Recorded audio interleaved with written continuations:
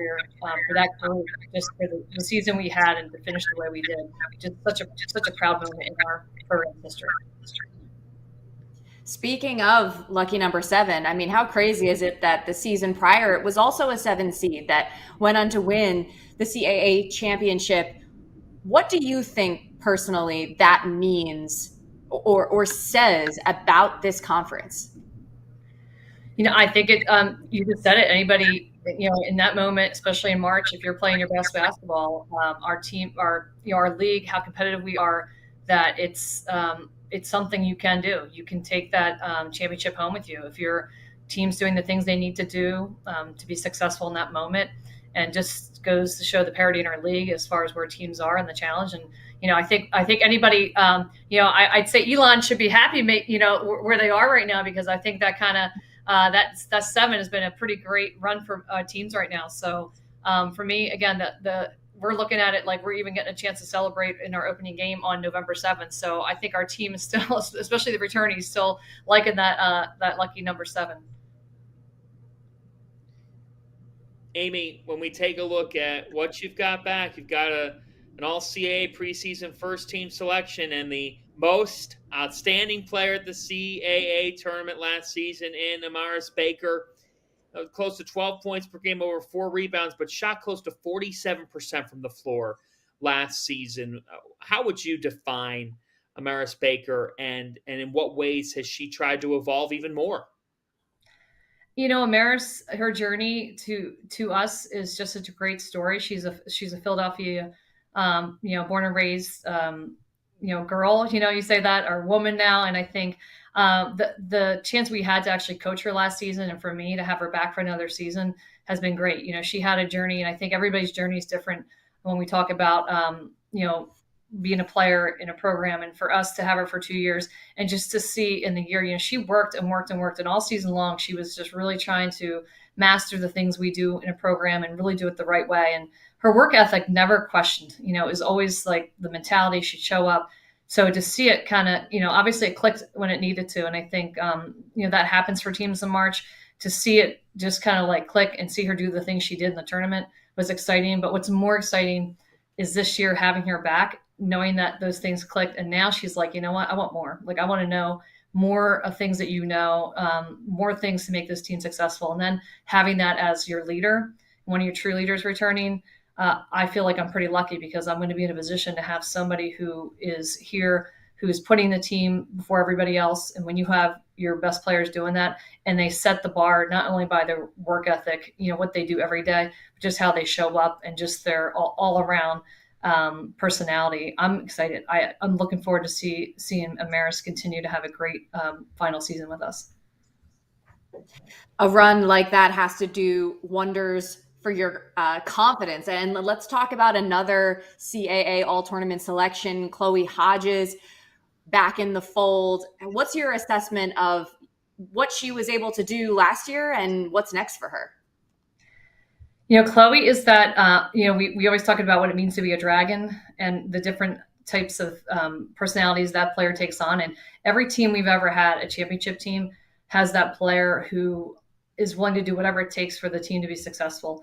And they're not the person scoring 30 points or scoring 20 points. They're the person that's going to be like, you know what, I know you can do this, and I'm going to do whatever it takes for you to do those things. And Chloe's a perfect example of that. And she's played on now 2 tournament championship teams, her freshman year. And then she played on 2 regular season championship teams, and now this team last year. So to have her back for a 5th year, knowing all the things that it takes to be successful, I think I'm so excited, because I know she can bring those things now as a 5th year, just the knowledge of how to do it, but also now not just the knowledge, but the ability to do things. And she affects the game, whether it's an assist, a rebound, a shot. She can do it all. So I'm excited to see her shine this year as a 5th year. I think I just got disconnected. Oh, no, I thought. Amy, defense is obviously a staple to your program. That's how you won a championship last year too. You were just relentless on that end of the floor. How do you make that happen in October? What goes into the day-to-day? That's a great question. I'm working on that as we are having this conversation. I think that's what you just said, you got to keep showing it. I've done this traditionally every year with our teams. Like when we look back at our championship seasons, it's been our defense. It always goes back to our defense. And I thought that was pretty steady all year last year, as far as like, scoring defense and, we're always in the top, usually the conference. So we take a lot of pride in that. It just, the other end wasn't working as much for us, the offensive end last year. So that's always a staple. And I think the thing about this group returning, we have 6 returnees and we have 6 newcomers.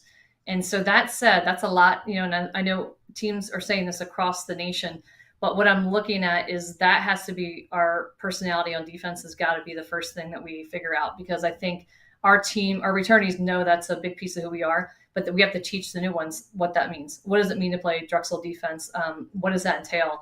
And I think that personality is taking it on its, own, thing this year, but that's something that's going to be a work in progress. So we're working on it. We're hoping that, our biggest thing for the returnees is we want to prove we can be a little better than we were last year in the preseason, heading into conference. And I think, we have a very tough out of conference schedule. So we're going to be challenged right away. And I think the returnees are up to that challenge. And for the new people, understanding what that, what can get us there and put us in those positions. I'd like to say we learned a lot from our games that we weren't so successful in last year. So my message this year is let's learn from being successful in games, but learn from those games moving forward. But it will start with our defense. Just like you said, our defense is always going to be that. So when we get that moving and shaking, I think we're going to be really on point with what we need to do. Amy, almost out of time, but I did want to ask if you feel like there is something to the idea that, you're following up a championship campaign and you're going to be on everybody's radar and they're going to be giving you their best game. Is there something to that? Yes, I agree. I think I think the preseason ranking, obviously we talk about those, but it's just, obviously showing respect for our program. And I think, from our success we had, but, I'm so proud of the grit and grind our team showed last year. But as we know, every time we show up, it is, you hear the target on the back. And that I like to tell them there's always a target on our back. There has been, I think, for my time at Drexel, luckily for me, I've been here, just finished my 20th year. I love it. I love being at Drexel. I love the support we get, and the ability to sustain success comes down to obviously everybody that's here. But I say that, you have a target on your back because, teams want to beat you. And that said, I just like to say we have to be moving targets. So let's keep that target moving, make sure they don't hit us. And that comes down to what we talked about earlier, showing up every day with the mentality that we got to get better and find a way to do that every day. Hey, that's life in the Philadelphia area. You could win a championship and then they say, what have you done for us lately? It's every day in Philly. It feels that way, but we know your standard remains the same because that's the way that Drexel women's basketball has always been wired. Amy, thanks so much for the time. Congrats again. I appreciate that you like lucky number 7. But you guys put it all together last year, and we look forward to seeing you this season. Thank you so much. Thank you for your time today. I look forward to seeing you on the sidelines. Thank you. That's Amy Mallon of the Drexel Dragons. Well, our All-CAA preseason first team, Patricia Numba from Towson, Amaris Baker, who Coach just said, from Drexel. We had Tarrell Barbo earlier from Charleston, Malia Bracone, and Jordan Dorsey from North Carolina A&T, the preseason frontrunner in the CAA poll. Talia Goodman caught up with the All-CAA preseason first team selections.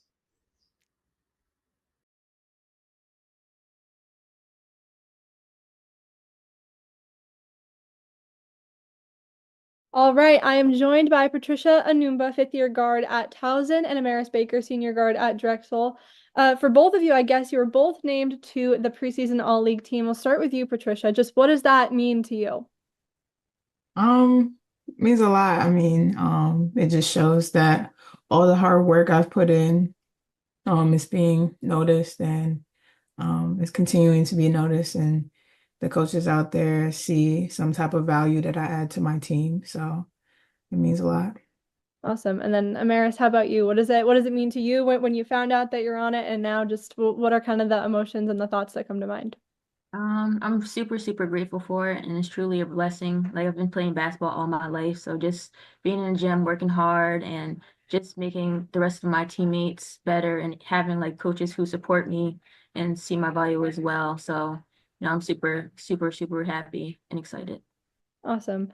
And then Patricia, for you, what do you see as kind of the biggest difference in your game? What were you working on the most this off season? What does your game look like now? Um, my pull-up jumper, I feel like I shoot the three at a decent clip, and I feel like I can get to the rim here and there. And I think that mid-range game, just working on that more, using that more has been a very important part of adding to my game. So Yeah, 100%. How about you, Maris? What have you been working on? What does your game look like? Just second year with Drexel in the system, so just having more patience, definitely seeing the floor more, and just having confidence with everything that I have, worked on this whole journey in the spring. So that's 3.3 level. That'll be mid-range, layups, three. So just putting that into my game. Awesome. And Amaris, you mentioned it's just your second year with Drexel, right? And in your first year, you were able to go to the NCAA tournament. What do you feel like you learned most from that experience? Definitely just trusting the process and having patience. It's definitely a long season. Just being a transfer and having to learn a new system is never easy, but just relying on the coaches, the staff, and my teammates.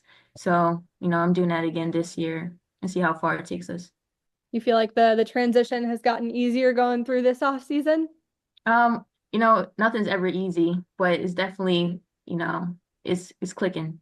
Awesome. Awesome. And then Patricia, you guys have a really tough schedule coming up. You have West Virginia, Maryland, George Mason, Columbia.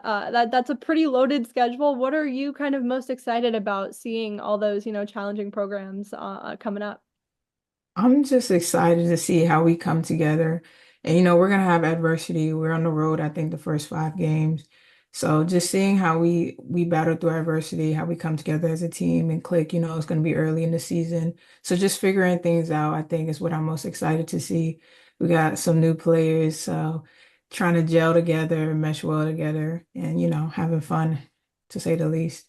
Yeah, what can we expect from Towson this year? Walk me through it. We got some versatile people. We got some big guards. We got some forwards. We got great post player. Our returners are, they're great as well. Everybody has improved. I feel like no one has really stayed at the same level. We've all just kept growing. So you will see a lot from us this year, and I'm really excited. I feel like we got a really good team, really good chemistry on and off the court. So you'll see a lot. And Amaris, what can we expect from Drexel? What's it going to take to win this league this year? So we have a lot of transfers. We have two and a couple of freshmen as well as returners. So, us as returners, the experience that we have, we're just trying to mesh well with the new players. We definitely have always been like an undersized team, but we have supposed players. We have freshmen who are very, very smart and patient. So they've been fitting well, very, very good with our system. So I'm just super excited to see what's the bring season. And what are the goals this year? Not just for you, but for the team. Walk me through kind of both of them. What are your personal goals heading into, it's both of your last seasons, right? So what are the goals for you personally? And then what are you hoping to accomplish here with the team in your last season? For me personally, it's just to have fun. My last year playing college basketball, obviously, and to play my hardest. I feel like sometimes I don't realize, it's soon gonna come to an end. You know, not taking the little things for granted. Playing hard every second of the game, and then obviously winning the championship. We battled with Drexel last year in a great game, great team, great coaching staff, great players. So, that's the ultimate goal. And, the individual stuff, I always believed it will come as you just continue to work hard and play for your team. So, um, ultimate goal is a championship. Obviously, I want us to get over 20 wins in the season. That would be great. And just, when we play these bigger schools in the non-conference, just getting those under our belt and just figuring out our system, our offense and our defense and working well together. So I think ultimately, when all those things come together, our end goal will be achieved. How about you, Maris? Team goals with the team chemistry that we have. just looking for a better like non-conference schedule, like going into the conference having a better overall record compared to what we had last year. So we're just trying to just develop everyone that's new and the transfers. And we also have the Big Five Classic. So that's Villanova, St. Joe's, LaSalle, and all the other Philly universities. So that's definitely going to be a tough schedule, but that'll definitely get us prepared and ready for what we have ahead, as well as Penn State, Power Five university.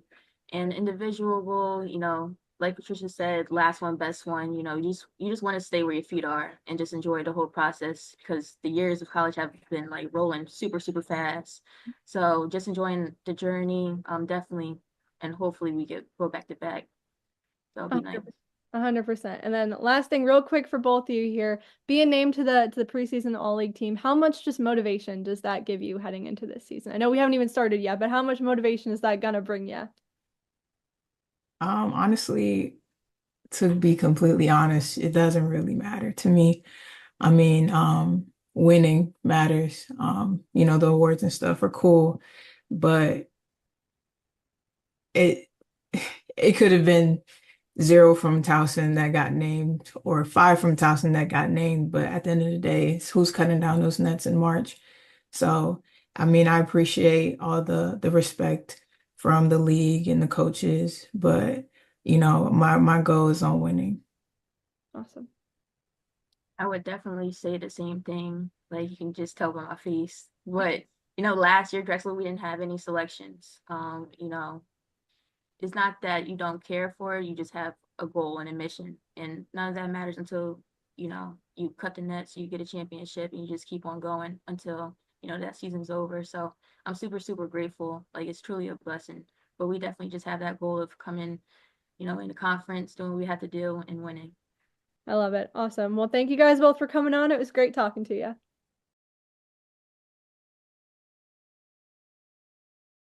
All right, we are back, and I am joined by fifth-year guard Malia Bracone and senior guard Jordan Dorsey from NCAA. First of all, congratulations, guys, on being named to the All-League team preseason. So, being named to the preseason All-League team, first of all, let's start with you, Jordan. What does that mean to you? I feel like it just means that the league notices what we have coming back, the type of program um that's a winning culture that we have here, to try to be CAA champions at the end of the year. And how about you, Malia? What does it mean to you getting named to the preseason All-League team?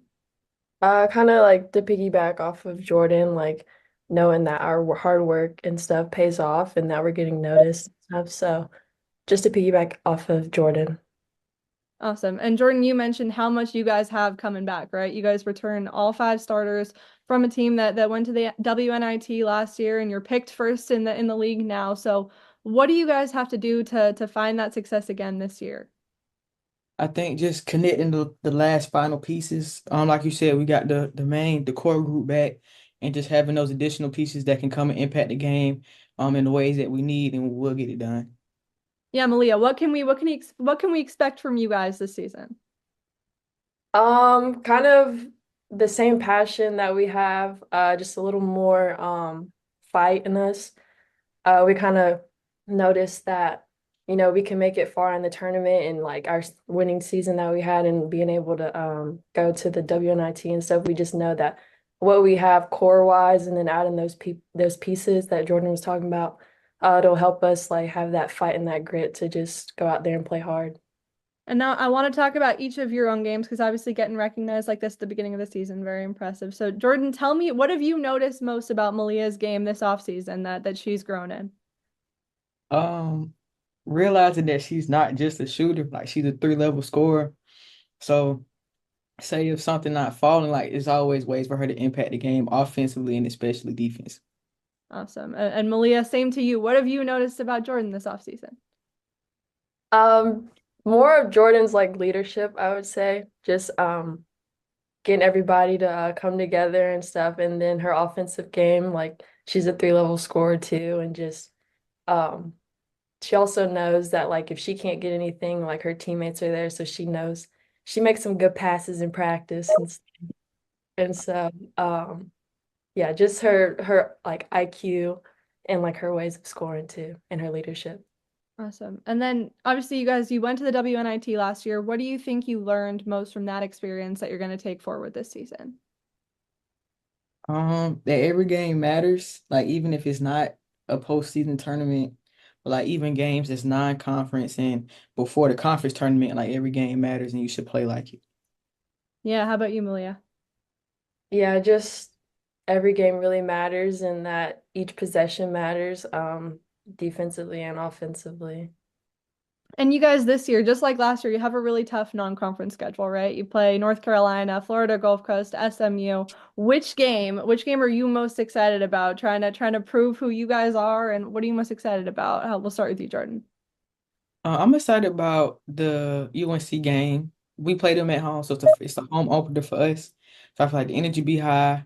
Everybody have a high level of focus and really try to get the win done. How about you, Malia? Is it the same one or a different one for you? Yeah, it's got to be the same one, just opening up to a Power Five. I've never done that in my college career, so just that experience and then like having our fans coming out to support us and stuff. And how special is it? I mean, you two are the only ones on the preseason first team, right? Who are from the same team. How special is it to have, each other both being recognized and to be the only ones that have that situation? Oh, it's great. I really believe we the best backcourt in the CAA. So I feel like it was just the work that we put in. Now it's just time to show. And Malia, what do you guys want to accomplish this year? Obviously, this is both of your last seasons, right? So what do you hope to accomplish this year with NCAA? Probably like the most typical answer is just to finish out our last year getting the CAA championship and making it to March Madness and stuff. How about you, Jordan? Yep, same. That's the goal. Same thing there. Awesome. I love it. Well, congratulations to you both. Thanks so much for joining me on here.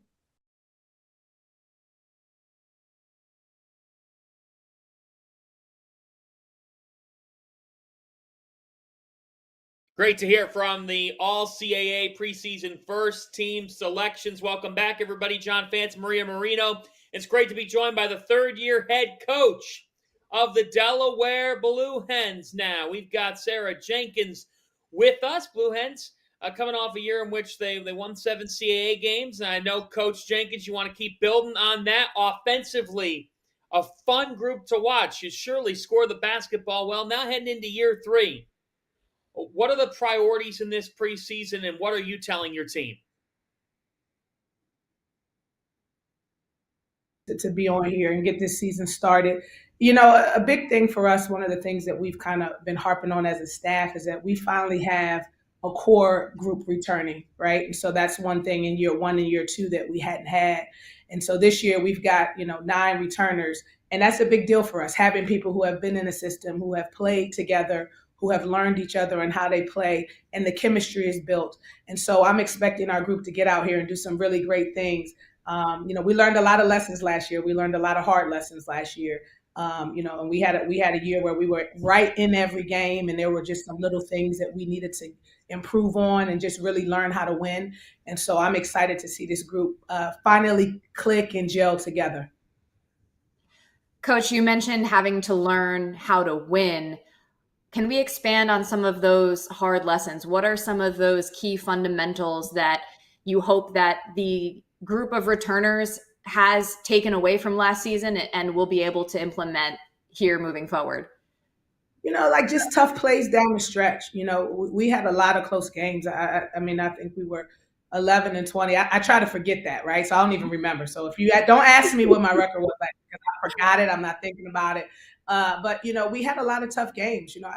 Every game was, a 1 or 2 possession game, and just learning prematurely how to finish those games in those moments. And when you have a group of kids who have never been in those games and seen themselves execute and win and make the right decisions in those moments, it's tough to come on top. And so I think we had a lot of moments where we fell short of executing when it counted, making the right decisions, making big plays in those tough moments. And so I think now that we've experienced those moments and we know what it feels like and we know what the pressure feels like to be in those situations, we'll be better off with a group that's experienced it together, right? And that's a big piece. Coach, when we look at a freshman, who really shined last year, Andia Cherissier now comes into her sophomore season, coming off a year in which, it's not easy to come into this league and perform at the level that she did, as right around a double-figure score, 5 rebounds per game. When you look at her game and the ways that she took on the off-season program, what comes to mind most with Andia? We're working on expanding her game a lot and giving her the skill set and honing her skill set to be able to stretch the floor, because we think that that's the next step for her. She's really efficient around the rim, and she gets doubled every night, and we've been preparing for that because we know that's coming. So expanding her game to be able to play out and stretch the floor is one of the big things. And I'm excited about her. I mean, she's working hard. She's improving. I think everybody on our team is really working hard and improving. So I'm excited to see what's to come for this group.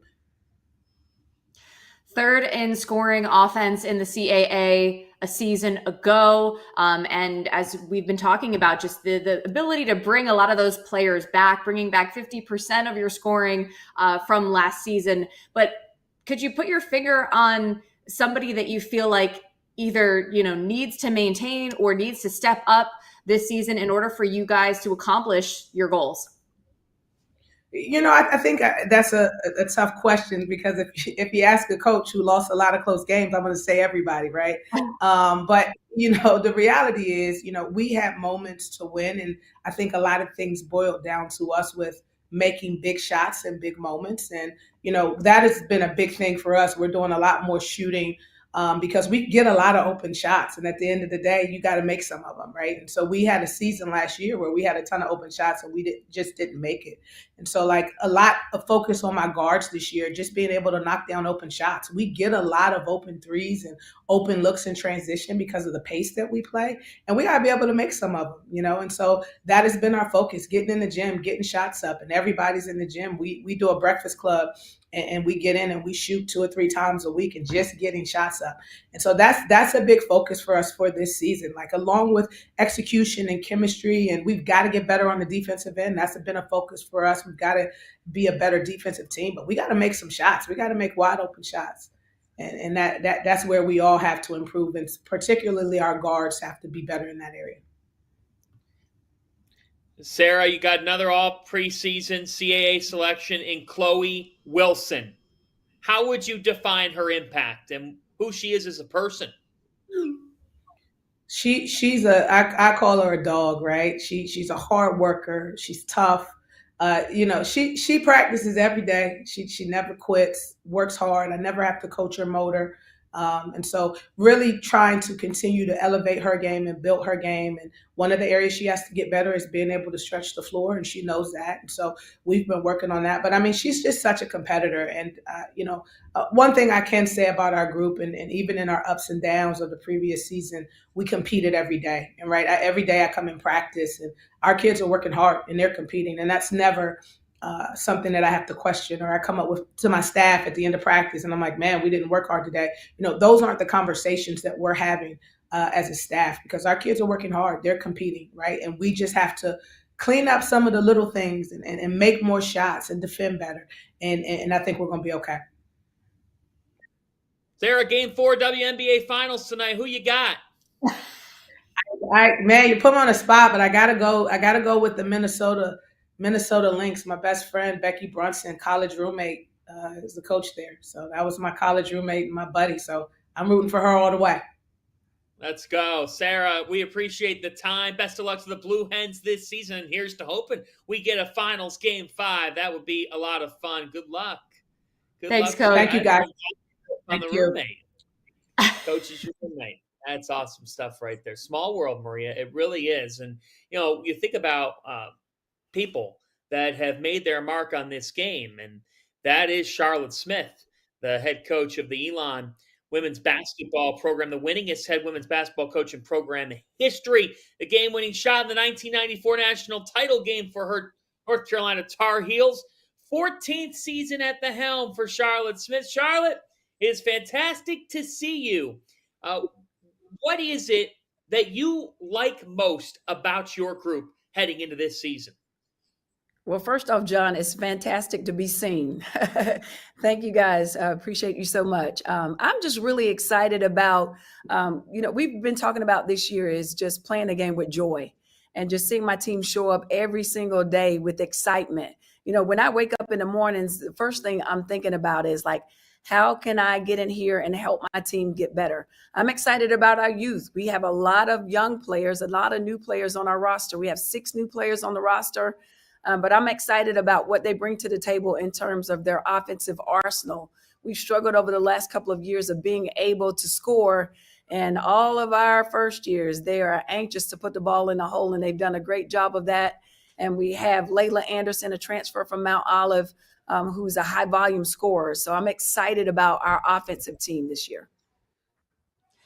Coach, I feel like one of the themes of every media day is you take note of the preseason poll, but otherwise, you don't put too much stock into it, especially in a league like this with so much parity. What is the message to your group about how you can achieve your goals and sort of block out any outside noise? You guys were, for the record, though, picked 6th going into the season. Yeah, well, when you're thinking about last year's rosters, they changed so drastically. Players graduate, players transfer, so a lot of times when people are making these decisions, it's with outdated information. And I know for like our program, a lot of that stuff is outdated information. Like 9 of our players are players that, didn't play last year. We have Raven Preston who didn't play last year. We have Cameron Doty who didn't play last year. That's what I'm excited about, is having some veteran experience this year. I'm excited because Raven was our leading scorer for our program and leading rebounder 2 years ago. Isis Adam was our leading scorer and leading rebounder. So you put those 2 together in the mix this year, there's a lot to be excited about. And then Cameron Doty, she's a veteran player that's been around our program for a long time, very experienced, knows how to score, can play multiple positions. So we're returning a lot of experience with an addition to a lot of youth. Not to mention, Coach, Raven and Isis playing together in high school, and now they get to step on the floor together for the Phoenix. That connection, I imagine, has to do wonders for your group, right? Right. They play really well together and they feed off of each other. And they've been doing that, like you said, since high school. And so it's just been, very rewarding watching them in practice, playing off of each other, understanding. I mean, it's like one of them knows what the other one's going to do before they even do it. So that creates for a lot of chemistry out there on the floor. And then Layla Anderson from Mount Olive, she really well with those 3 as well. And so anytime you can have what we call like the big 3, which we do have in Raven Preston, Isis Adams, and Layla Anderson, you have a lot of offensive firepower. You've highlighted a couple of your key returning players as well as the transfer, Layla Anderson. How about the freshman Jada Angel, who was the top high school scorer in North Carolina? What a key addition she could be. Right. So she's the type of player that can create her own shot. I'm super excited about her. You think about like the WNBA finals, Sabrina Ionescu, they didn't call a play. She was big time. She just made a shot happen. And that's what I'm excited about Jada. Like, she's a playmaker. You don't have to call a play. She can get a shot off one-on-one, and we've not had that in a long time. So I'm excited about that. Charlotte, what's made Elon such a good home for you? Being the winningest coach in this program's history. We're in a day and age where, look, there's thousands of kids transferring, and the coaching carousel never stops. But you've stayed at Elon now 14 seasons as the head coach of this program. What's allowed it to be home? Well, the one thing that you have to think about when you're making a decision of aligning yourself with a university are the people. Like, and none of that has changed. Like, I love the people that I'm surrounded with every day. The athletic administration, the university, like, this is where you spend most of your life. So you want to be around people that you enjoy being around. And so this is home. This has always been home for me since I stepped on campus to do my interview. It's the people, the genuineness of the people, and the commitment to seeing Elon soar. We are almost out of time, but I got to ask, since you mentioned Sabrina, we've been talking to a few different coaches about their predictions for the WNBA finals. Who you got tonight in game 4? Whoa. See, I'm torn because Cheryl was my coach in the WNBA. She was my position coach when I played for the Charlotte Sting. So I'm leaning towards the Minnesota Lynx, but at the same time, I need somebody else to win. The New York Liberty has never won a championship, so I'm rooting for the Liberty. I'm so with you. But just for the record, our other 2 votes went to Minnesota, so we got a couple of different answers. Coach, you want to close with some rapid fire? Sure. Let's go off the court here. If you didn't coach basketball, what do you think you would be doing? I would definitely be I'm so talented. Like I could be singing. I'm writing books. I'm doing a world tour as a best-selling author. I have 2 books out, by the way. Let's see what else. I probably would be an actress. I'm a great actress. Let's see, what can I not do?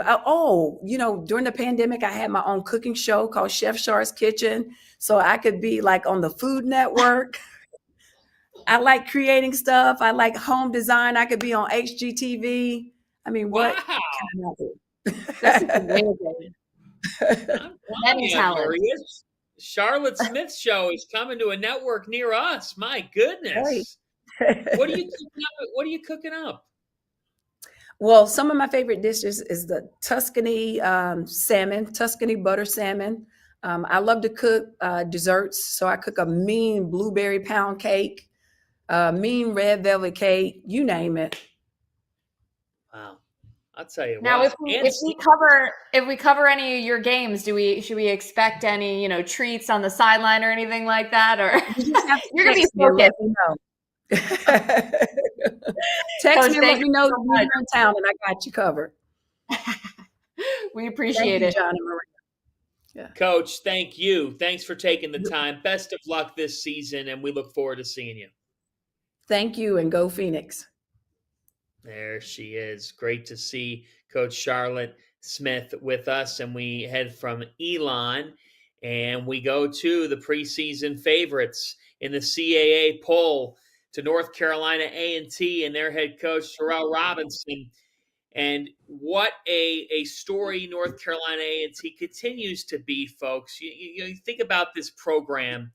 Today marks the 6th time in the 13th season Coach Robinson era, in which you're seeing North Carolina A&T as the preseason conference favorites. In addition to that, the Aggies 36-18 in conference play since leaving the MEAC for the Big South Conference and now the CAA.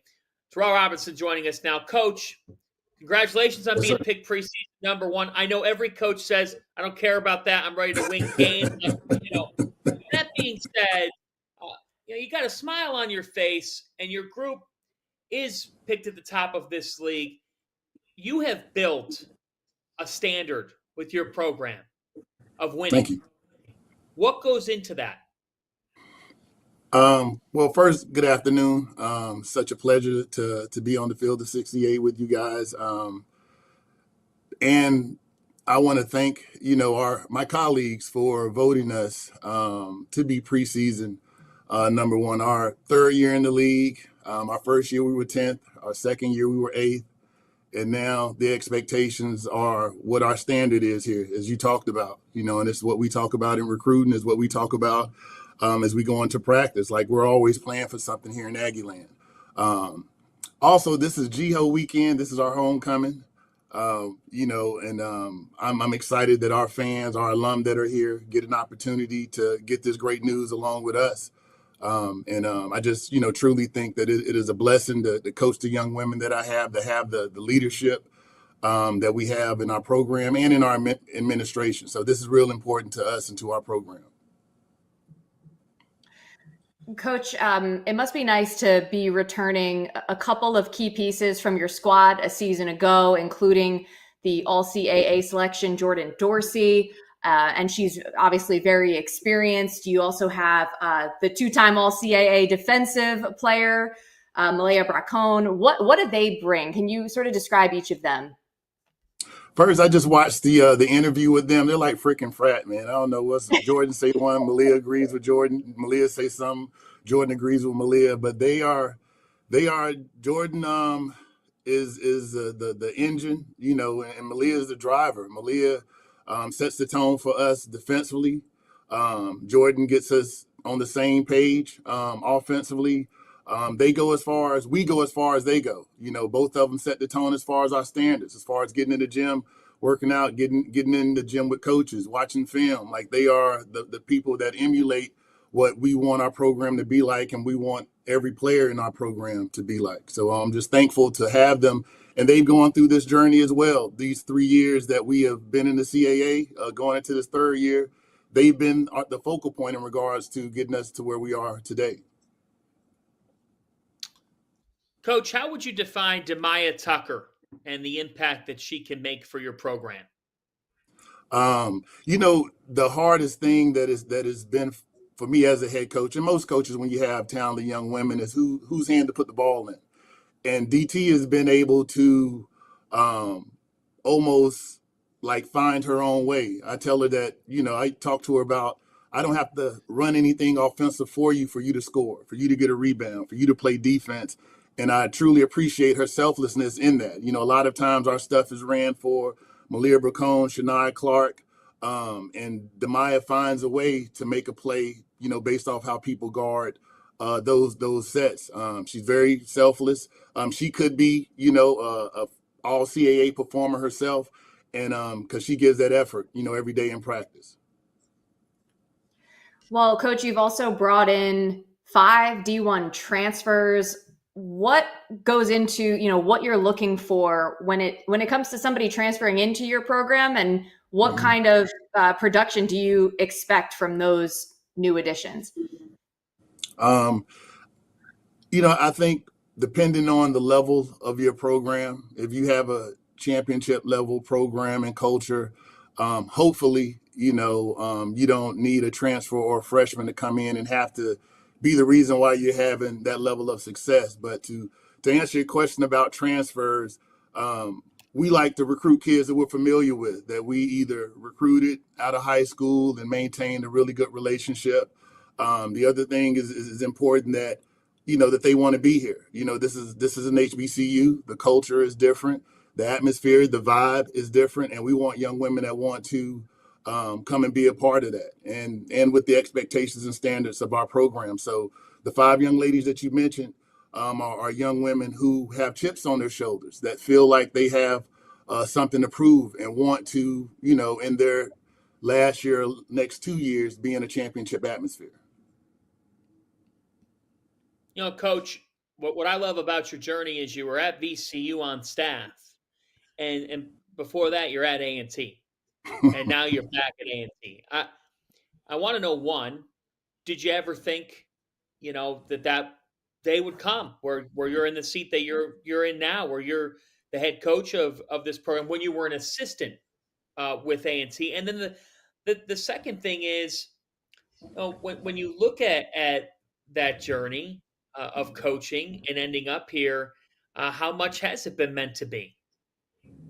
To answer your question, I did not foresee this. I consider myself a server as an assistant coach, and I wanted to be the best at that. I was in a position to work for 2 women, Patricia Cage Bibbs and Beth Cunningham, that really empowered me, that really entrusted me and allowed me to grow. So when a situation like this did come about, I would be able to step in with confidence and be able to be, in the situation that we are now. Regards to what we've done as far as my track record the last 12 years. It's been an absolute blessing. But yeah, I didn't see this happening. I'm thankful and blessed and thank God for it. And just excited about the future of it. One more from me, Coach. You mentioned the atmosphere, and you had a few record-breaking crowds a season ago for your WNIT games. And obviously, like, big picture, there's just so much excitement around women's basketball right now. How important is it for your for your players to get that experience, not just of, being a part of a winning team, a winning culture, but just like that whole, that atmosphere that comes with it and just getting to experience that? It's the perfect time. Like what we did and what we were able to create, the magic we was able to create in postseason. I think that's why we're also preseason favorites right now. Like we went into the WNIT and beat some really good teams, some good teams that played against a few teams in our league last year. And we're returning that same group.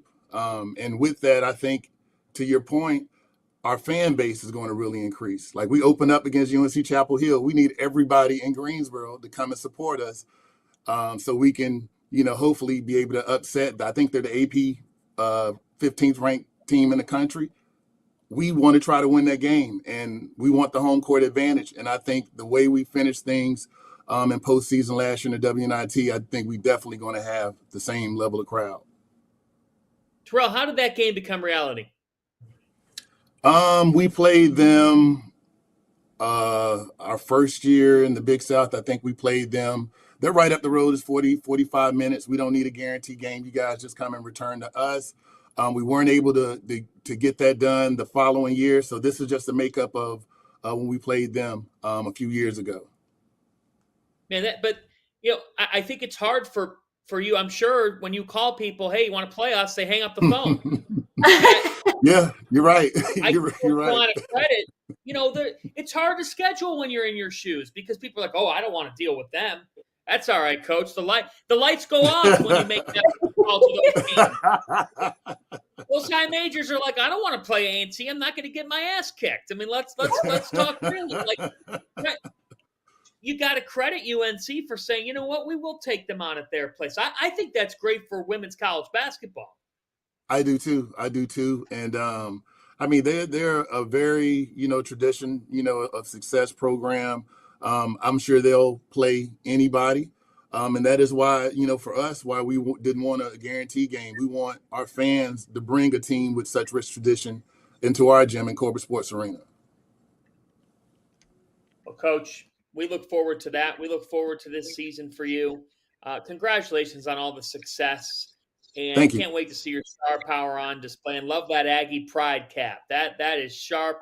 Swag. You see it. Absolutely. That's what it's about. Coach, thanks you. Coach. Good luck. Thank you.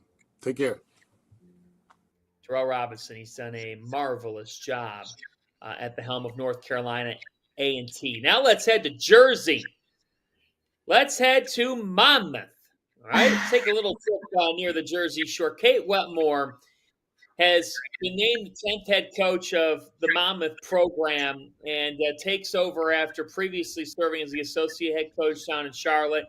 Now Cait is the leader of the Hawks program. And Cait, it's great to have you here. Welcome to the CAA. John Fanta and Maria Marino with you.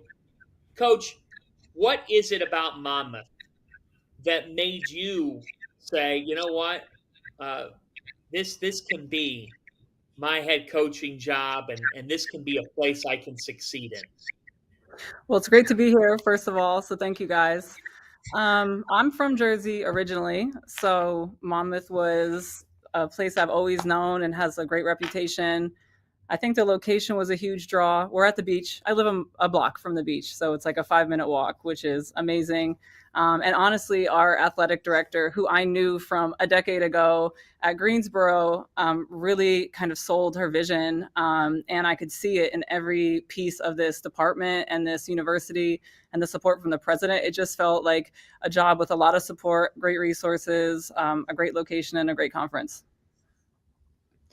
Coach Cait, thanks again for joining us. It's great to meet you. I'm in Jersey too. I look forward to calling a few of your games this coming season. And I've had the privilege as well of covering this Monmouth program the last couple of seasons. You know, they finished second in the conference a season ago. Prior to that, went on that Cinderella run to win the championship. How do you maintain that winning culture? Sure. Yeah. You know, I think they've had 2 really good years, and we've got some players that have some good experience. And, you know, that's how you start to set that standard, set that foundation of winning and a winning culture. And that's very much the culture in this department as a whole here at Monmouth. So, for us, we're kind of a process-oriented team. So I think our approach has really just been, you take care of the day-to-day stuff, and then the winning takes care of itself. And we've got some players that have been through that before. I've certainly been through that in my career, and that's really been our focal point. Cait, when you think about some of those returning pieces here, you've got one in Taisha Exonor, who averaged over 7.6 rebounds per game. You bring back Sandrine Kletzka, as well as Belle Cranboul, who was an all-CAA defensive team selection. Can you talk about those pieces a little bit and kind of how important they are in your foundation season at this program? Yeah, I mean, they're invaluable pieces for sure. Lots of great experience and also just great people and good leaders in their own right. Belle, she's been here for a long time. She's like the mayor on campus. Everybody knows Belle. She's a wonderful leader, really kind of tells it how it is, holds herself to a high standard. Very good defender. Obviously, she's been honored for that. A really good, kind of person that can get our girls together, say the hard truth if it needs to be said. Dro's another great leader, and she kind of is maybe the softer leader, really supportive and tries to get everybody to connect. Dynamic point guard. And then Ty is an incredible athlete, very versatile. She can stretch out, shoot the three. She can put it on the deck. She can score in the paint. So a lot of versatility in her offensive game, which is really, really exciting for us. Well, you've also got, if I'm counting correctly, you got 5 transfers on the roster. Can you just discuss the importance of the transfer portal number one, just to keep the program competitive, and what you were looking for in those new additions? Yeah, so we have 5 transfers and 1 freshman. So 6 new players, almost half the team. It is definitely a new team, new vibes for sure. You would think that they've been together forever, the way that they hang out and connect. And that's been really big for us. And I think it's going to help with our chemistry. But getting this job, a little bit late, the transfer portal was really important. We had a roster to fill. We did have quite a few scholarships. And so you can imagine I still haven't really slept. It took us a while to get it going, but we were really excited about the pieces we brought in. Really great additions, a lot of variety in their experience and their skill set. And so that's been really fun to watch that play out and watch how that kind of meshes together. So we're really excited about everybody that we brought in. We think some of them are going to have a great impact right away for us. And just the best part's been watching the way that the new players and the returners have just connected, and it's like they've known each other forever. So. Cait, what do you make of this league and the challenges that it can pose? This is a great league. When I was at Charlotte, we played a lot of CAA teams in the non-conference. And so I'm really familiar, especially with those Southern teams. And they were always great games, great coaches across the board. Again, I'm from the Northeast, so I followed the teams up here as well. So it's a good league, very athletic, well coached, a lot of dynamic guards. So I think it's going to be a great challenge for us. I think it's kind of wide open. The last 2 years, you've got the 7th seed making a splash, and that's really not normal. You don't see that every day. And I think that makes for a really fun, exciting, and unpredictable league. And that's a fun thing for fans to watch. And it's certainly fun as coaches and teams. It's anybody's night. It just depends. And you got to make sure you bring it no matter who you are. As a first-year head coach, can you summarize some of what makes your coaching style, unique to you, and how that's been going so far? My coaching style, I do hear it's a little bit unique. I try to take a holistic approach. That feels really important to me. I have a master's in clinical counseling, and I'm not trying to be anybody's therapist, but I do believe that when you can connect with the players and you can understand the way that they think, it does lend itself to being a better teacher. And, to me, that's what coaching is teaching. And part of being a good teacher is understanding the way people learn and the way they think about things. And so, I really try to take an approach where I get to know them as people, as humans, understand the way that they think, the way that they learn, make sure that they feel seen, make sure that they feel heard. And I think if they do feel those things, that they'll play harder for me in the long run.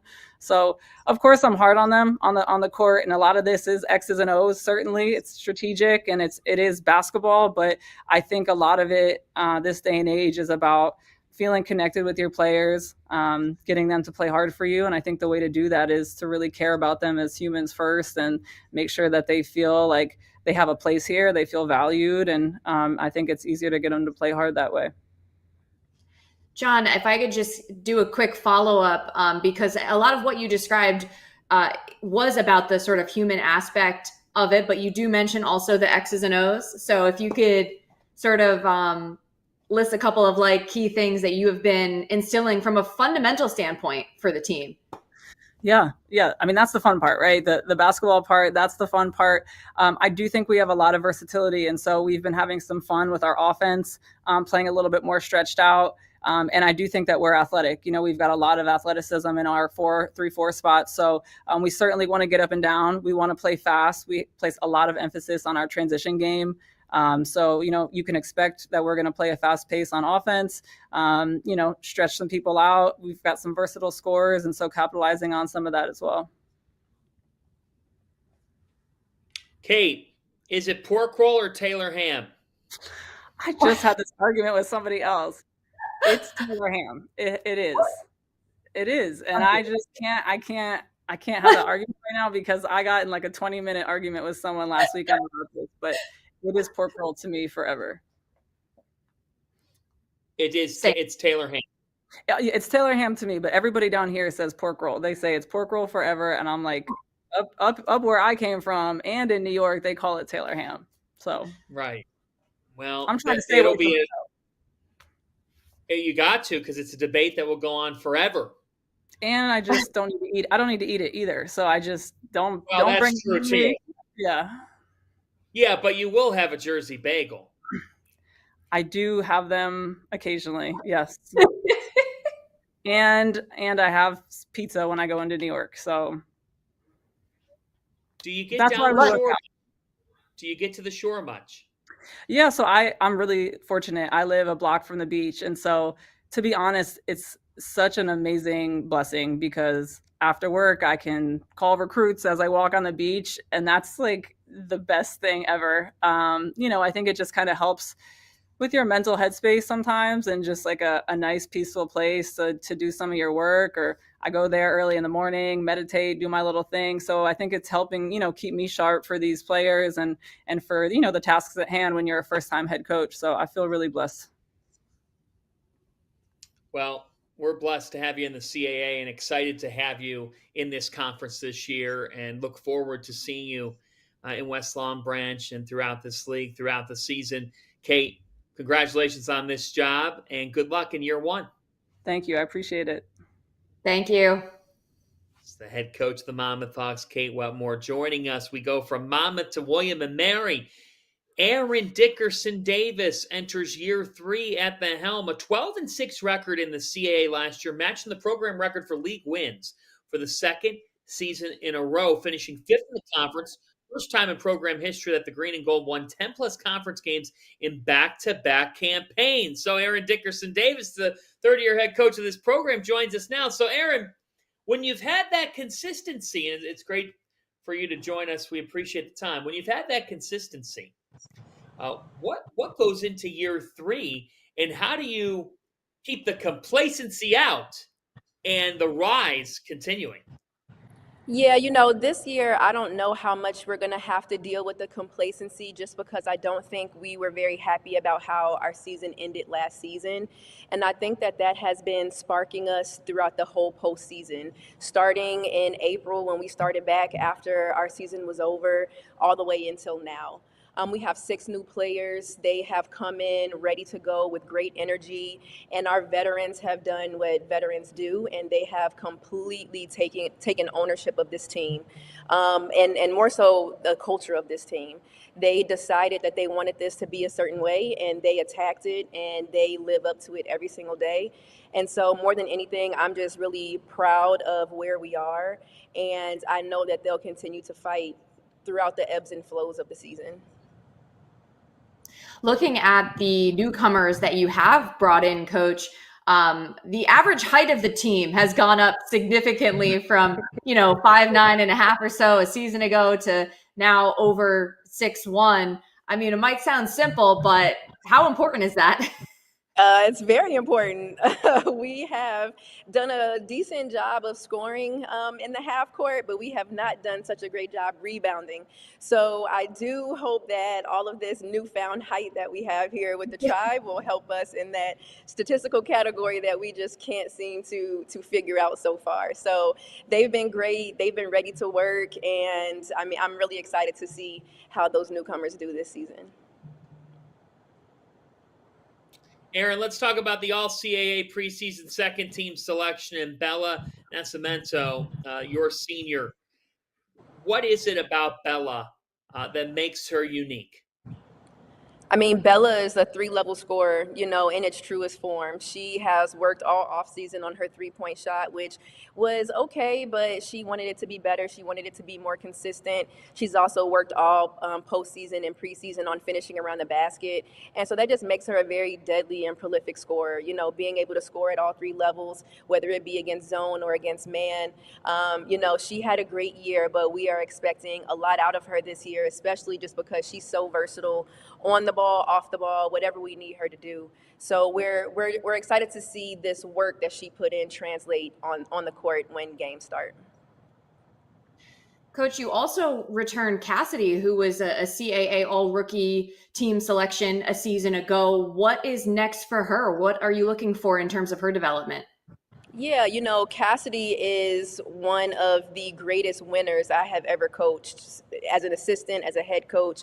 You know, just her mindset alone is what makes her so good. You know, she's put a lot of work in on the court, but I think what I love the most is that she put a lot of work off the court as it pertains to leadership with this team. She was one of the ones that I was talking about, did not like how last season was throughout the entire year. You know, we went through ups and downs as a team, and it just didn't feel good to her. And so because of that, she really took ownership of this team, and she has led us to where we are right now. So I think for her, you know, where she is going to be such a huge impact on the court, she's going to be an even bigger impact in places that you guys can't see, and that's in our locker room and our practices, just making sure that we are prepared for battle every single night. Erin, when we look back to your playing days at Northwestern, you know, you're not the only coach that can say this in this league, which Maria and I find very impressive. The fact that you were voted a team captain as a freshman and stayed as a captain all 4 years. So you got to take me back to your freshman year at Northwestern, and what made you get the captain slot in just your first season? I would love to say it was because I was this amazing leader, but I would be lying to you if I said that. I think it was a couple of things. You know, I was a new player for a brand new coach. So she came in and she wanted me to lead this team. She knew that I was fiery. She knew that I wanted to win. And so I think that was a part of it. I think another part was that I played the point guard, and you have to lead to play the point. So where I might not have believed in myself to do that, she believed in me. She put a lot of work into me, and so did my second coach, Joe McEwen, you know, in kind of forcing me to be this leader that I didn't know I could be or didn't know I wanted to be. So it's really just a lot of people believing in me and really putting things into me, which is why it's so important that I do the same for these student athletes. Well, you've referenced a couple of times not being satisfied with the way last season ended. However, you have been consistent enough where you signed a contract extension, and congratulations on that. What does it mean to you to have, you know, just the support of the administration to help you lead this program and help the program achieve its goals? Yeah, well, thank you for saying that. It was, I mean, I can't even express my gratitude and appreciation enough for this contract extension. I love it here at William & Mary. I love these student athletes, and it is a big part, you know, because of our administration. Brian Mann, when I first spoke with him, I knew that William & Mary was a place that I wanted to be, and so I worked like hell to try to get the job in the interview just so that I can work with people like him. him. He's also hired some amazing people around him. Last year, I had Peel Hawthorne, who is Hall of Fame in William and Mary as in a lot of different ways. And then this year, I have Corey Lockley, who is our sport administrator, and whatever we need, she tries to help us get in the best way possible. She supports us. She supports our student athletes. They come to all of our home games. Corey comes to all of our away games. And so it just feels so welcoming, I guess. Like, you just feel so comfortable knowing that these people support you and that they believe in you and they want to do whatever they can to help you be successful. Coach, congrats on that contract extension. It's so well earned. Thank you. And I think what's cool is how much you did to get this job. And you said you really, really wanted it. For those who have never been on William and Mary's campus, what is it about the place that made you say, I really want this job? It's 100% the people, like 100%, no questions asked. Everybody on campus, but also in the William and Mary community, right? Like, we are dead set in the middle of Colonial Williamsburg, right? It's like Colonial on one side and Williamsburg on the other. And just to know the support that we have, like, we go everywhere. I went to a restaurant the other day and we had fans there that paid for our meal, like that. You don't get that everywhere. You don't get that kind of support. People walk up to me, my husband, my daughter, my staff all the time, just talking about all the amazing things that we're doing. And it just feels really good to have that kind of support, to know that they're going to be there, whether you win, you lose, whatever. They just want to see you successful. But more than anything, they want to pour into these student athletes. And when I came on the interview and I drove around campus, I just knew that this was a place that I wanted to be. And my family felt the same way. And as long as they were happy, I was going to be happy. So there it was. Coach, almost out of time, but in the preseason poll, for what it's worth, you were picked tied for 4th.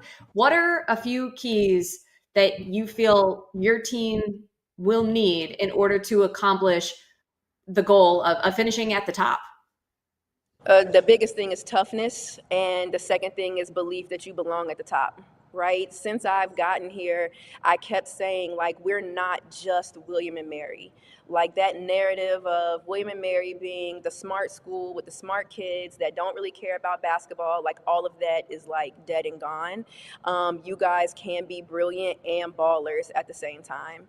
And so just instilling that mindset into them, like, we're not just William and Mary. You guys were voted the top of this league. You belong here. What are you going to do to keep it, right? Like, how do you sustain it? Are you going to be content and say, oh, yeah, we did it, we're top 4?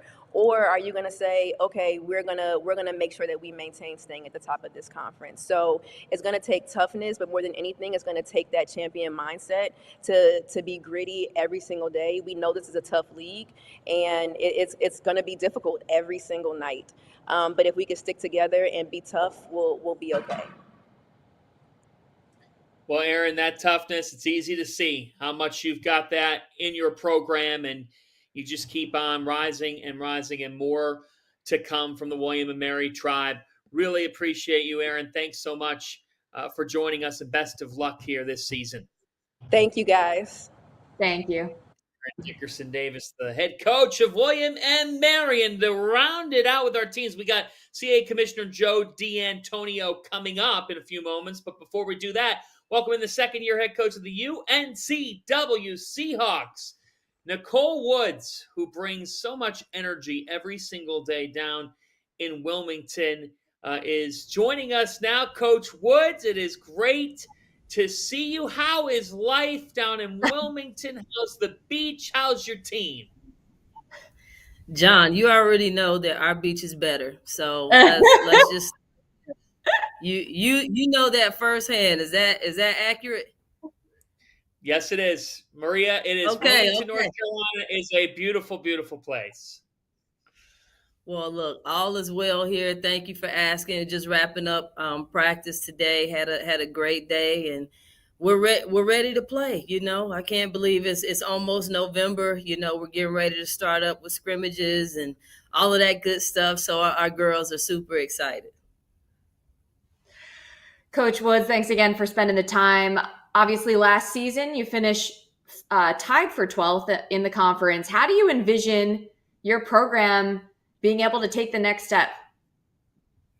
Well, you said tied for 12th. We finished last. We were the 14th seed in the tournament. And for our team last year, the whole purpose was for us to establish the culture, get our young women back to playing the game they love and really having a good time doing that. And that was important for us. And so now, we're ready to take the next step. We've got 9 new players. We've got 5 transfers, 4 freshmen, and we've got our 6 returners. And so, we think the sky's the limit for us.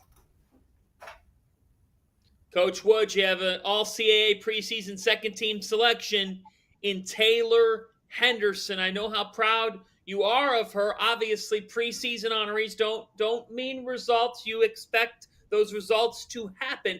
But for Taylor, this is really well earned. What specifically is it about her that makes her different and special? Absolutely. First of all, Taylor has earned this. Last year was she knew that we were going to go as she went, and it was tough in a lot of different areas. But Taylor's always been special. I've known her since about the probably 7th or 8th grade, and she's always been special. She's healthy now. Last year was her first year back off of 2 season-ending injuries. And so we're looking forward to her this year having more of a leadership role and her playing different roles on our team, because she's going to garner so much attention based off of the work that she put in last year. And so we think that she's going to be able to not only help herself this year, but help others. And so what makes her special, her resiliency, her versatility, and her ability to be able to push past tough situations. Not only did Taylor stand out last year, but you have a couple of other key returners. I remember seeing play Evan Miller, McCall King. How are you looking for them to contribute? And, what more are you expecting from them moving forward?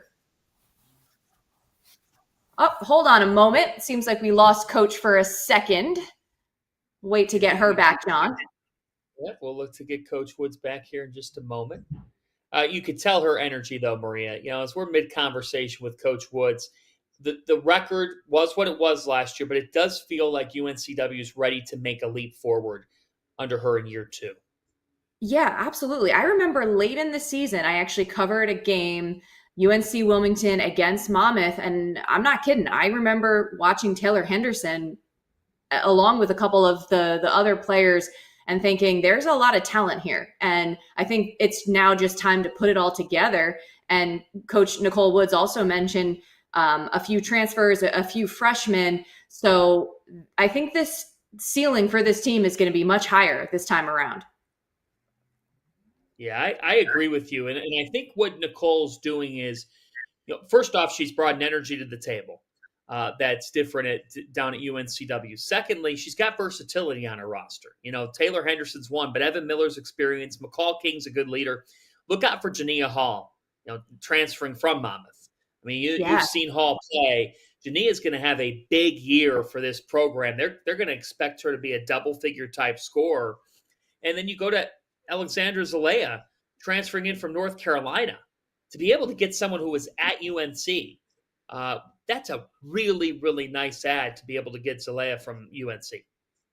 Yeah, absolutely. Just there's an influx of talent.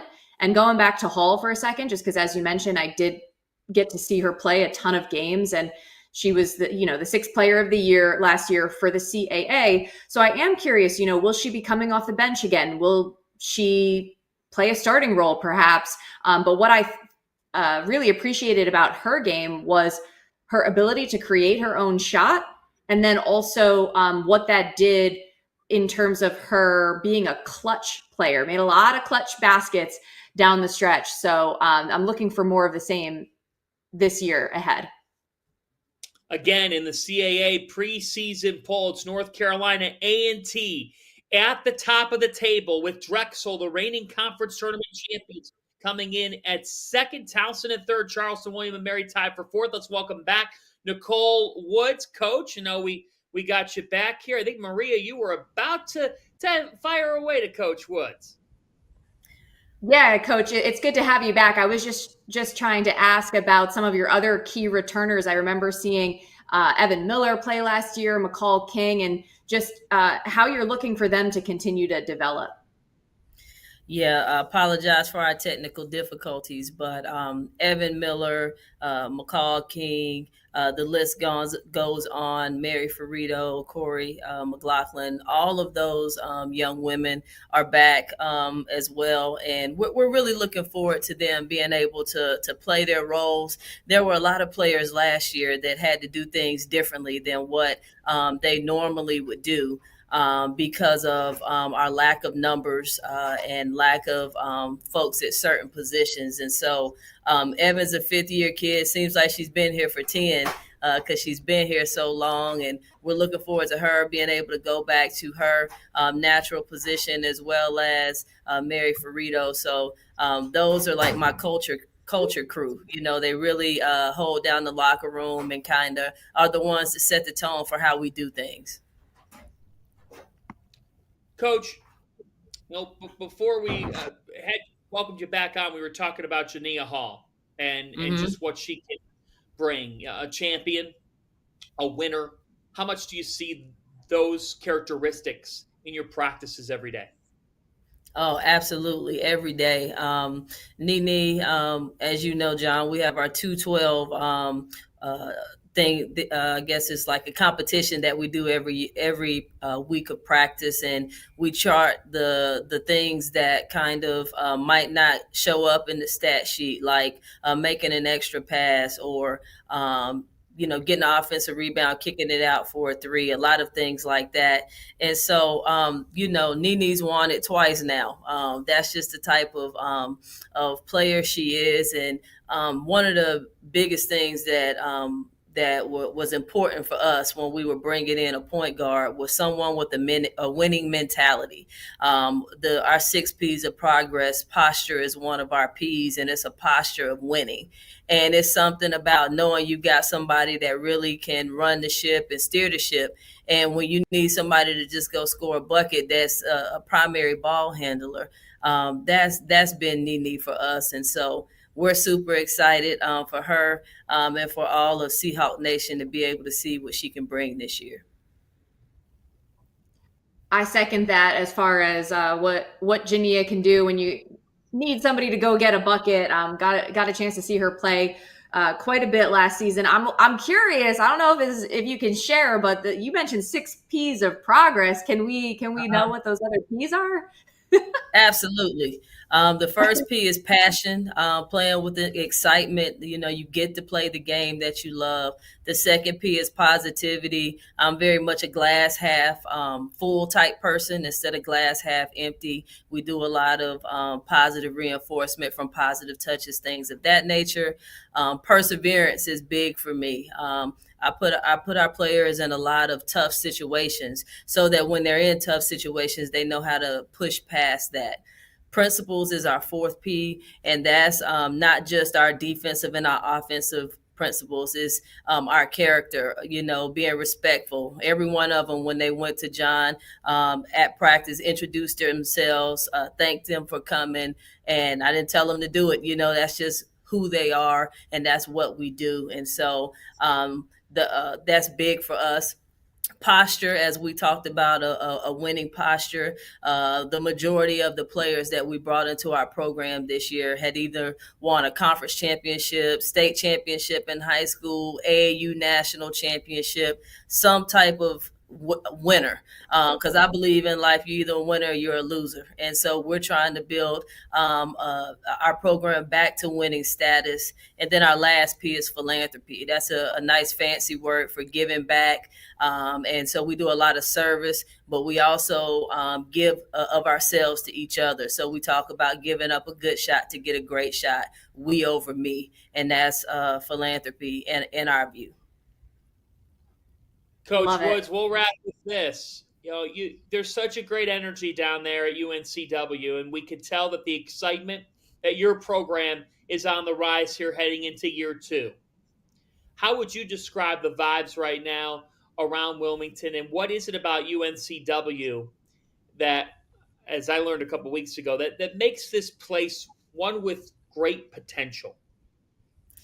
Absolutely. You know, our men's program has been really good for a long time. And one thing was evident to me when I got here is that the people are here, because I see them coming out to the men's game. I saw how many came out to our games, and we only won 5 games last year, and we still had people that showed up. And it's something about, you know, being the only show in town too, when you talk about we don't have any, football, Major League Football, Major League, NFL, NBA, anything like that. And so the folks are excited. I get the sense that people are really excited about our program. We had our Seahawk Madness last night, and we had a great turnout, and they were able to kind of see what our team looks like, a little snapshot of that. And I know that we're going to have, plenty of folks to be able to come out. And people ask me all of the time, well, what's your expectations? What do you think? What do you think? And I tell them, you just need to come out and see for yourself. And we're going to see that this year. We're going to see those Seahawks rise this season as they look to take that next step as a program with intriguing pieces.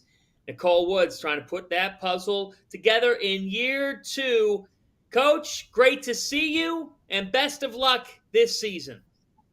Thanks, John. Thank you all. Appreciate it. Thank you. Thank you, Coach. That's Nicole Woods joining us here, and we wrap up our women's basketball media day, our men's basketball media day in the Coastal Athletic Association with the 9th-year commissioner of the CAA. He signed a contract extension over the summer. He is the man. He is Joey D. Joe D'Antonio. Joey, it's great to talk with you, knowing that we're just over 2 weeks out from the return of college basketball. I see a smile on your face, and I think it's indicative of the kind of schools and the kind of people you have in this league. We've gotten to hear from all the women's coaches this afternoon, the men's in the morning. When you think about this league and the togetherness, it's hard, right, to have a ton of schools and sometimes have so many different mentalities. I get the sense from your league, you're really a family. There is that feel, and that starts with your staff, obviously, but it carries through with your schools. How would you echo that? Well, first of all, John, to both you and Maria, thank you so much for taking the time to be with us today. I've been listening into the entire show and done a great job. And it was great to hear you guys talk with the coaches, see the player interviews, and certainly with the gentleman in the morning. Just a great day for the CAA on the field of 68, so we appreciate it. And John, you're spot on. We're just so fortunate in the CAA to have great people, right? It's a very competitive league. That is shown, I think, through all of your interviews today. It's a very competitive and tight league, but the people make it what it is. From our coaches to our student athletes to our administrators, our ADs, our SWAs, our presidents, we're just really, really in a fortunate spot. And that's what I think creates the continuity that you're referring to when you ask the question.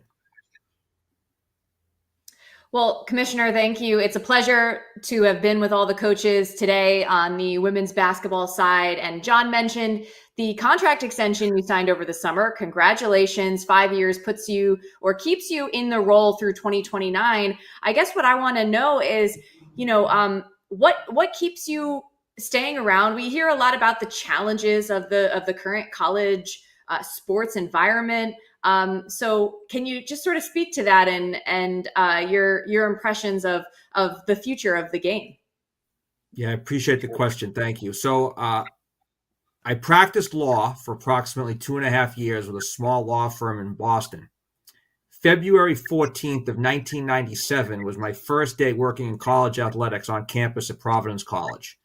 And I remember that day saying to myself, wow, this is pretty cool. I'm working in college athletics. I always dreamed that this might happen, but I never knew if that dream would become a reality. And I'd like to think, Maria, as we talk today, nothing has changed today as it did back in February 14th of 97 as to why I got into this profession.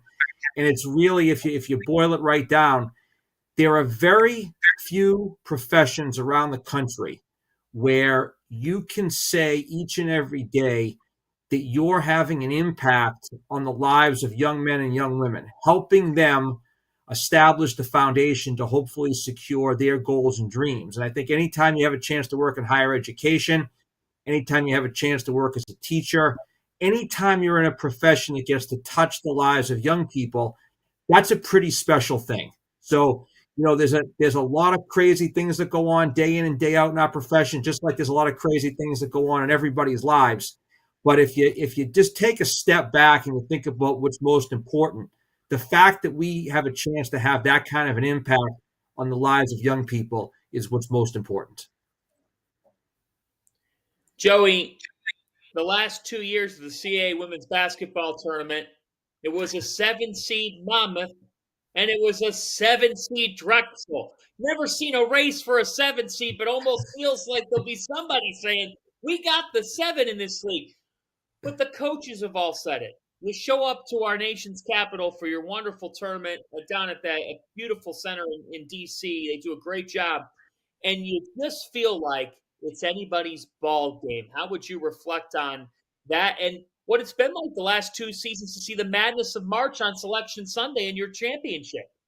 Yeah, we've had tremendous excitement. I think in the women's conference over the course of the last couple of years, we've actually said that the madness started in February, right? It's just been some of the late season games that we've had have really been, number one, incredible games, just special opportunities, right, for our conference and for our young women. And that's bled right into the conference tournament the last couple of years. And John, you hit the nail right on the head. I mean, two 7 seeds, but just some incredible ball games. And we're expecting nothing less here as we move into the 24-25 season. We know there's some parity with the programs and should be a great season going forward. And I would say an unprecedented calendar year for the sport of women's basketball. And, there's just a different aura, I feel like, around March Madness. The viewership has been incredible. Can you just speak to the excitement level for your schools, your women's basketball programs as they go through this era and the student athletes get to experience that, that piqued interest? Well, there's a different feel, right? You're certainly spot on with that. It's like nothing that I've ever experienced in terms of a sport just taking on a whole new look, in my opinion. And certainly credit to the women that have been a part of that, right? Those that set the stage early. Obviously, things caught fire with Caitlin Clark, but there's been plenty of other women before her that were very prolific in bringing the sport to where it is. Certainly, what happened last year was pretty special nationally, and it's just exciting to see that continues. And I think it continues in the CAA in the talent level that we have. And I spoke about this earlier on some other questions I answered during media day. Just the feel of going to our games, the excitement of the excitement and the interest of the fans. Having had a chance to be at a couple of WNIT games. I know you talked to Coach Rob about that last year and their run in the WNIT at North Carolina A&T. Just exciting atmospheres, great basketball, great atmospheres, and certainly a great thing for our conference in North Carolina A&T. But that's just a snapshot, I think, of what's to continue to come here in the sport, and that's pretty exciting.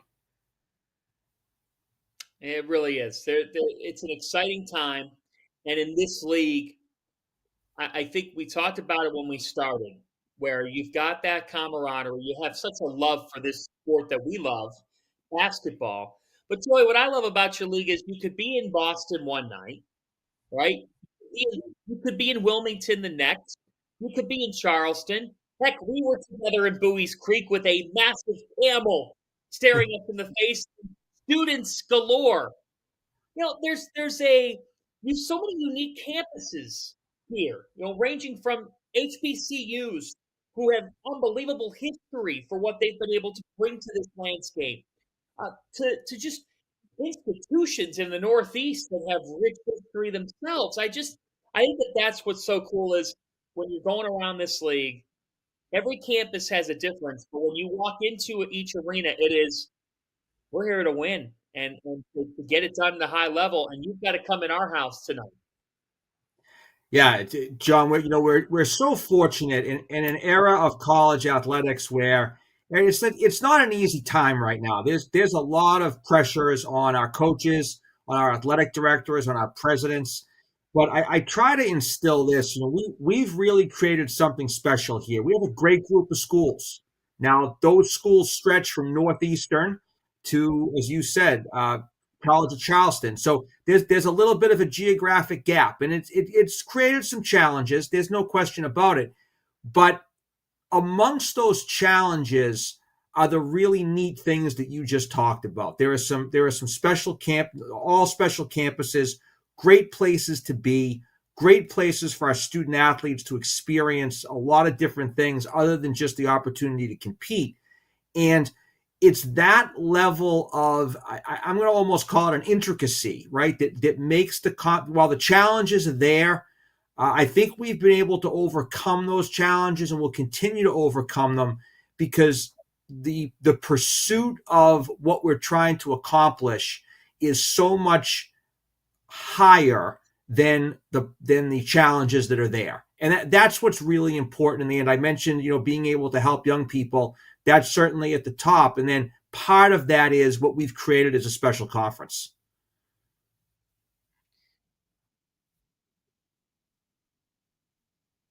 A&T as we preview the season ahead and seeing a newer member of the conference, if you will, be selected at the top of the preseason poll. How exciting is that?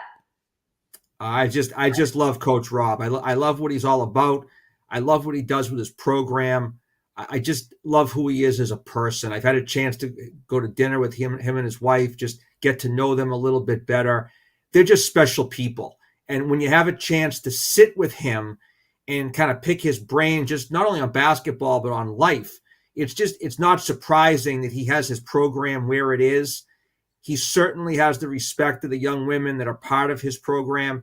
And you're right. It's great to see them certainly in the upper echelon of the CAA in such a short period of time, because, life deals you changes, and how people react to those changes is different, right? Some people have a difficult time assimilating right away. It's not easy. It's not easy to change conferences for any of our schools that have done it.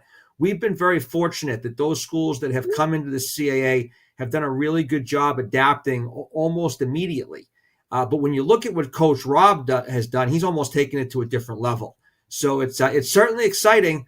They're going to have a good ball club. There's going to be a lot of good ball clubs, but they're certainly going to be right there, and I would expect to see them right there at the end as well. Joe D'Antonio, the commissioner of the CAA. Follow him on X at JoeyD812. He's got you covered. He was you were down at Elon last weekend. You were at volleyball. You were at football. Commish, nobody is more active than you, even practicing with teams. That's one of one commissioner territory right there. Joe, it's great to see you. We can't wait for the season. Thank you for partnering with us, the Field of 68, and making this the terrific day that it is. Well, we appreciate, as I said, John, everything that you folks are doing for the CAA as well. It's a great partnership. We were on the ground level of this, right? And it's special to be back again this year. And we appreciate what both of you have done for us today. It means an awful lot. So thank you. Thank you again for joining us. Others have followed, but the CAA led the way. Joey, thank you. Thank you. Thank you, guys. Appreciate your staff. And that is one as we get to final thoughts, Maria, we really do want to thank Rob Washburn, want to thank Miles McQuiggan, Ben Kane, Sean Murphy, Jen Kandaris, everybody at the CAA who helped us out with today's coverage. Those people behind the scenes do so much. Absolutely. It's been quite the show, speaking with all of these CAA women's basketball head coaches. And I have to say, I'm really impressed with everybody that we spoke to. What a great group of people that, as the commissioner was discussing, are shaping the lives of young people. It's going to be elevated competition. It feels like it's better and better every year. We spoke about the parity. We spoke about 7 seeds taking the CAA titles the last couple of years. What's going to be in store this season for an encore? I'm just so excited to watch it all unfold. It's going to be another fantastic season. Maria Marino, great to see you. Can't wait for our coverage this season. And it was a pleasure to be with you today. Want to also give a special thanks to Dagan Hughes, who has been at it since the early hours of the morning. Without Dagan, we aren't functioning. So, Mr. Hughes, thank you. And thank you, Trevor Valise, for all that he does for our wonderful network. Keep it locked at the Field of 68, at the Field of 68, as our preseason content just keeps on revving up here on that road to a new season. Maria Marino, have a wonderful weekend and enjoy Game 4 of the WNBA Finals tonight. Oh, I will. It was great working with the entire crew, so thank you, and also great working with you, John. This is John Fanta saying so long, everybody. Have a wonderful rest of your Friday. Enjoy an awesome sports night. And keep it locked at the Field of 68 for all your preseason college hoops content. We are just over 2 weeks away. So long, everybody.